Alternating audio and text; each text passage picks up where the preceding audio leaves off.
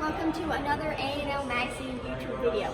In honor of our 12th edition, Bringing Food to Life, I decided to share my khichdi cooking demonstration. A little background, I did this cooking demonstration for a camp that I did, and in this camp we had something called a cross-cultural fair where everyone gave a presentation sharing something from their culture. For mine, I decided to make khichdi, and specifically the Gujarati style of it, to share my Gujarati culture. Through this cross-cultural fair, we learned all about the importance of diversity and how important it was to hear about others' backgrounds and cultures. I hope you enjoy. Hi everyone, my name is Leeya Chaudhary, and today I'm going to be making the ultimate Indian comfort food, khichdi. As you can imagine, the diversity of India's food is as diverse as its people. Each state has its own customs, methods, and local ingredients. My family is from Gujarat and Bengal. Today, I'm going to be making the Gujarati style of khichdi. Let's get started. Khichdi at its simplest is just lentils, rice, and turmeric. But you can layer in additional spices and other vegetables to make it tastier. To do this spice mixture, it's called a vagad, which is basically like a seasoning mix. So let's start out with making the vagad. I'm going to start off by making my vagad by melting some ghee. So I'm just going to take 1 tablespoon of ghee. I'm going to put that in my medium saucepan. While that's melting, let me talk a little bit about ghee. So ghee is one of the staples of Indian cooking. It's just clarified butter, and it's often used to give a buttery or rich flavor to toasted spices. Speaking of spices, while that's melting, let me show you my spice dabba. So a spice dabba is a round container that's used to hold Indian spices. We're going to add in 1 teaspoon of cumin seeds. The way we can test to see if the oil is hot is it will pop, but it doesn't look like it's hot yet, so we're going to let that heat up and then we'll add in the cumin seeds. Alright, so now my oil's hot, so I'll just add it in. You can hear it starting to sizzle a little bit, and I will just take my spoon here and just make sure all the cumin seeds are coated in the ghee, and just let that get toasted. Looks like it's getting toasted. We're going to add in half of a diced onion. Be careful because it will splatter a little bit. And you can also add in your chopped chili. This is just 1 chopped green chili pepper. And we're just going to saute that until lightly brown. So while this is sauteing, I want to tell you a little story. So my little brother, he can't tolerate very spicy food, and he really couldn't tolerate spicy food when he was younger. But when my grandma would come over, she would gradually add in more chilies each time she cooked for him. And over time, he didn't know it, but he was building up his spice tolerance because each time he ate more chili. So the moral of the story is each time you cook, try adding in a few more chilies, and gradually you'll be able to build up your spice tolerance. But if you really can't tolerate spicy right now, you can always adjust the recipe. Now that it is brown, we are going to add in our ginger and garlic. So we're going to take 1 clove of chopped garlic. We're going to add that in. And we're also going to add in 1 teaspoon of fresh shredded ginger. I'm just going to let that cook for a little bit and cook the garlic and the ginger.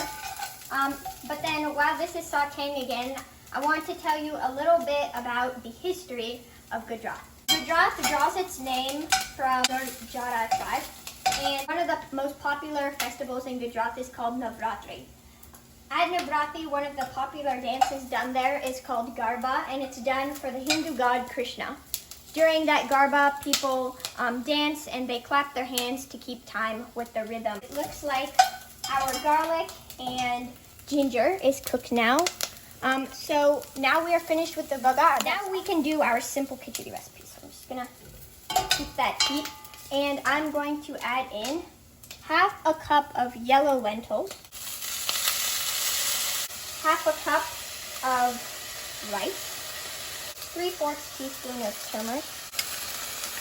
What I'm doing right here is I'm adding in the very base khichdi recipe.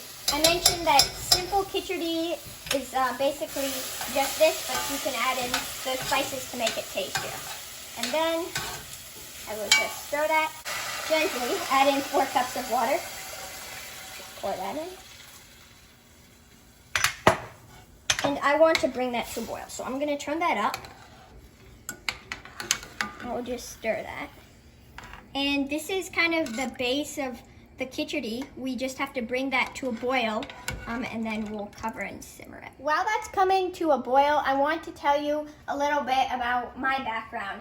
So as I mentioned, my name is Leeya, and I'm a 3rd generation Gujarati American. My love of Gujarati food comes from my grandma, and she's taught me many recipes. This recipe, in fact, was passed down in my family for many generations, from my great-grandma to my mom, and now to me. So I'm very proud to be making this dish. Gujarati food, the great thing about it is that it's a very healthy food. It's very balanced. In this one-pot meal, you have the rice, which is your starch, the lentils, which are packed full of protein. You have your dairy, because you usually have your yogurt that you serve with it, or also a little bit of ghee that I had put in. And then you also have your vegetables, which we're going to add later. So I really highly encourage you to make Gujarati food because it is very healthy and balanced food. Now that my khichdi has come to a boil, I'm going to add in my vegetables because the vegetables need to cook with the khichdi. So today I'm going to be using some frozen peas, and I'm using half a cup of each of these vegetables. Then I'll be using some fresh carrots, again, half a cup of that. And then half a cup of potatoes. The great thing about khichdi is it's very customizable. Whatever vegetables you like, you can add in. So some popular ones include spinach, peas, carrots, and French green beans. So we're just going to stir this, and we're going to cover and simmer it on low for about 10 minutes and until it's cooked. So I'm just going to do that now. Just going to simmer that and wait for the khichdi to cook. Make sure to add in 1 teaspoon of salt as well. I also just wanted to show you what the khichdi looks like about halfway through it, so you can see the rice is starting to get cooked, and you can see that beautiful color with all of the vegetables. So you just want to taste test it and make sure that the rice is cooked. My khichdi is done, I know, because the rice and the vegetables are cooked and soft.